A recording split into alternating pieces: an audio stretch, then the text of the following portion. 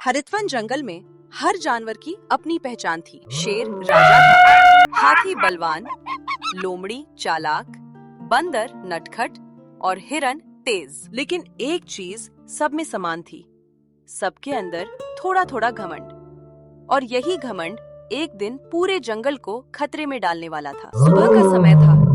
जंगल में शेर ने एक बड़ी सभा बुलाई। सुनो सब, मैं इस जंगल का राजा हूँ और अब से हर कोई मेरी बात मानेगा। राजा होना ठीक है, लेकिन हमें मिलकर फैसले लेने चाहिए। मुझे किसी की सलाह की जरूरत नहीं। शेर के इस व्यवहार से कई जानवर नाराज हो गए, लेकिन डर के कारण कोई कुछ बोल नहीं पाया। लोमड़ी दूर खड़ी सब देख रही थी। ये अच्छा मौका है। अगर शेर और हाथी लड़ेंगे तो फायदा मेरा होगा। हाथी भाई, शेर तुम्हें कमजोर समझता है। क्या? ऐसा कैसे? लोमड़ी ने दोनों के बीच गलतफहमी पैदा कर दी। पेड़ पर बैठा बंदर सब समझ गया। लोमड़ी कुछ गड़बड़ कर रही है। राजा जी सावधान रहिए, कोई आपको भड़काने की कोशिश कर रहा है। तुम मुझे सिखाओगे? अब जंगल में तनाव बढ़ने लगा था।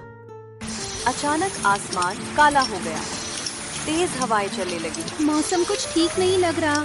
मुझे खतरे की आहट मिल रही है। कुछ ही घंटों में तेज बारिश शुरू हो गई। नदी नील गंगा उफान पर आ गई। पानी बढ़ रहा है, हम डूब जाएंगे। हमें जल्दी कुछ करना होगा। सब ऊंचे स्थान पर जाओ। लेकिन कोई सही दिशा नहीं जानता था।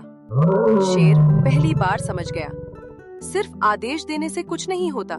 सुनो सब, हम मिलकर एक रास्ता बनाएंगे। मैं पेड़ों पर चढ़ के रास्ता देखता हूँ। मैं छोटे जानवरों को इकट्ठा करती हूँ। अब सभी जानवर मिलकर काम करने लगे। तेज बारिश, कीचड़ और डर के बीच सब जानवर एक दूसरे की मदद कर रहे थे। मुझे डर लग रहा है।